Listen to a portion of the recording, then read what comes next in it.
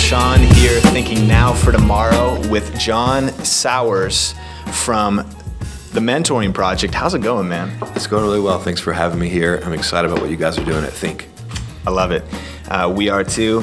So we're going to be talking about your book. We're going to be talking about what you're doing. And so first off, man, you wrote a book called The Fatherless Generation, and that even kind of ties together with the Mentoring Project. Tell us about it. Well, Fatherless Generation is really a story that's born really in my heart as well as in the heart of a generation. A few years ago when I began struggling and wrestling through the issue of fatherlessness in my own life, I began asking the question, how is fatherlessness affecting our generation? And so I began listening. That's a good place to begin. And I began listening to the culture. I began to see it in TV shows and movies. You know, I talk about the movie Elf, how Buddy leaves the candy cane forest and says goodbye to Arctic Puffin and Mr. Narwhal. Goes to great lengths to find his dad, walks to New York City. But when he finds his dad doesn't want anything to do with him. Eventually they reconcile, but that's kind of the story of our generation. We're like Buddy, who are desperately searching for dad. And so it's all over our pop culture, which I think is kind of a warped mirror of our lives, but a mirror nevertheless. And it's all over our stories and our blogs and in our songs. You hear these singers and you see these stories. And so I began wondering, okay, in this book, how is fatherlessness affecting our generation? And I started seeing it everywhere. And then how does that, did that connect in with the Mentoring Project or speak to the Mentoring Project? Yeah, so the book is something I started working on about 5 years ago for seminary, a paper. And part of the answer for the fatherless question, if fatherlessness is a question, there's a lot of different answers. So there's faithfulness of dads, which is an answer. There's adoption. There's foster care. There's a lot of different answers. For me, the answer in the book that I talk about is mentoring. It's something that, it's kind of a baseline that we can all do. And in fact, all of us are probably mentors in some way, whether we're intentional or not. But the Mentoring Project was kind of the answer to this question for me. It's like, okay, what if men from the church rose up all over this country and all over the world basically and stepped into the lives of fatherless boys? What would happen? I began to think that because fatherlessness is such a relational issue, it's a relational wound, a relational pain, a rejection, it's a relational solution that we need. So if we can step into the lives of fatherless boys the same way that Christ steps into ours at the incarnation, we begin to see things happen. And in fact, a postmodern fatherless generation is never going to believe our gospel, the idea that God is Father, unless we step into their lives in a way and embody that. Wow. Attractional gospel Christianity is not enough, where the attractional idea of look how cool we are, or even, hey, this is a great thing happening, come. Right. It's great, and I love that, but it requires an incarnational stepping into the lives of these kids the same way, and that's the only way. It's not money. We can't throw money at it only. We can't, whatever. Yeah. It requires our lives, and so that's where the Mentoring Project is trying to answer the fatherless question.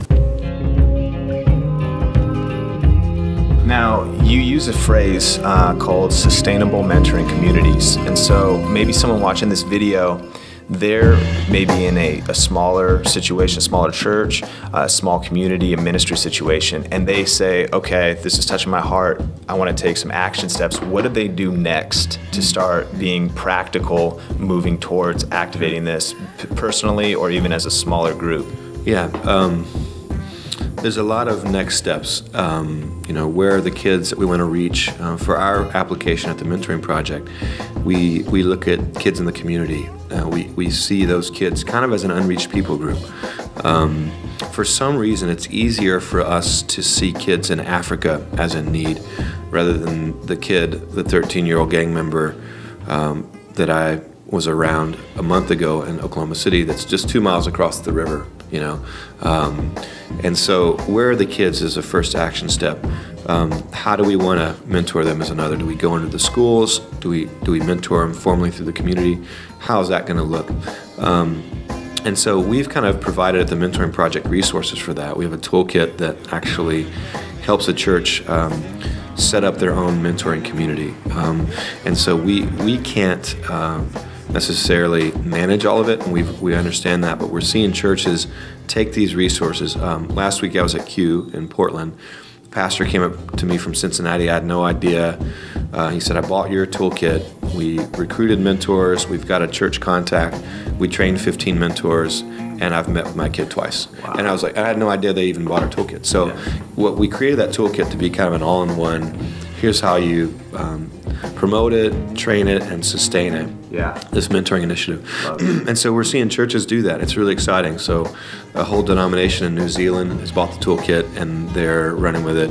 We sold one to Hillsongs in the UK, and they're doing Willow Creek, as well as a lot of local churches. Excuse me, a lot of local churches. And so that's something that's one of our offerings that we're really proud of in a good way. And something that can help somebody that wants to start an initiative, a mentoring initiative. Love it, love it. Now, kind of switching gears a little bit, just to talk about you personally. Now, you're in Portland, right? That's right, Portland. And I actually have a quote here. It was said that it says that you're from Portland when today's forecast is showers followed by rain, and tomorrow is rain followed by showers. And that you think that people who use umbrellas are wimps. On a serious note, how do you combat severe depression? I mean, we're even in the Northwest. Portland. Yeah. From just the rain, and what are maybe some strategies to overcome just continuous rain and 4 days of sun a year? I lived in LA for 7 years. And I lived in Malibu for 3 years. And so I don't have any strategies, actually. I just drink a lot of coffee, and so I'm open to any. That would be good blog comments from readers for suggestions, because I'm at a loss right now. It's the rain is winning in my life. It's defeating me. That is awful. In fact, if you're watching this video, any kind of strategies, if you do comment, we maybe will be able to assimilate those and help people because it's anyways. All right. Lastly, then. Can we talk about the rain some more? Is that okay? So J.R. Tolkien calls it the long defeat. You're kind of fighting the long defeat. It's like you're carrying the ring, and you don't ever embrace it, but you have to keep bearing the burden, And so, like, the rain is like fighting the long defeat. It's like the ring of power that you have to. Maybe that's a little bit better. Yeah. Tolkien's so much better than Twilight, That's true. I agree. Well, maybe not according to some 14-year-old girls. Right. You got a couple things coming up. One, I want to hear about what's going on in your city with what you're doing practically with something like 1,000 young people. That's right. We've identified in Portland over 1,000 kids on waiting lists. And so these are kids that, predominantly fatherless kids, predominantly 80% of those are boys, and whose single moms have signed up and said, we need help. Yeah. So we've said, what if the church just eliminated that waiting list? What if each one of those kids had a mentor? How might their lives be transformed?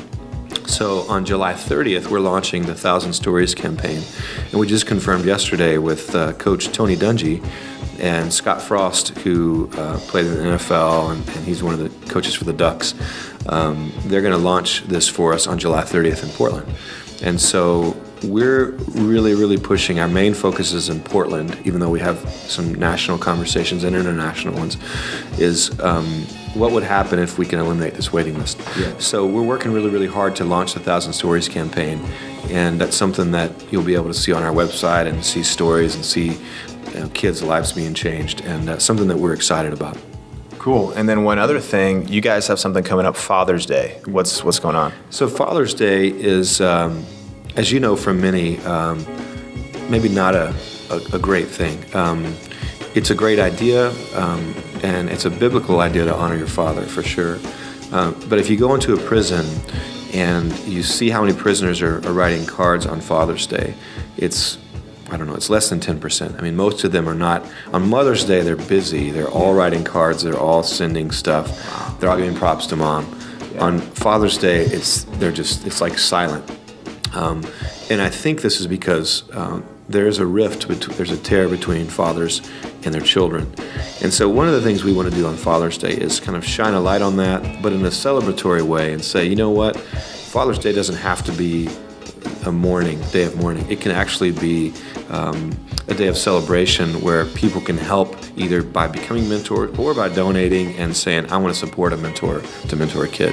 So this Father's Day we're launching, it's like a 2-day deal, and we're going to talk about the Great Dad Giveaway and how you can give a dad to a kid in need. And so that's going to be on our website, which is thementoringproject.org, and we're pumped about that too. Love it. Absolutely love it. Well, John, thank you so much. If somebody watching wants to connect with you, blog, Twitter, what's going on? Yeah, so my blog is on a site called fatherlessgeneration.com/blog, and they can connect to me there. They can email me on that. And then, Twitter, I'm just John Sowers at Twitter. I tried to do Twitter. About a year ago, I wasn't real sure about it, kind of as a bird, and it wasn't real. Yeah.